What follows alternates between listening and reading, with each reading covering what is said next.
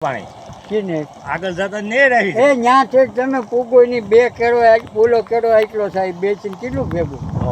કાંઈ ન કરે અને હાલી જવું હોય ને તો હામા છે અમારા ફોટા હોટલી છે તમારા તો બાબરીયા ગ્રુપમાં ખાસ જાય ધનજી કાકાના તમારા લ્યા કે વાડીએ હલવાના કેળો એવો ભાવ કે ભાત મગાવવું હોય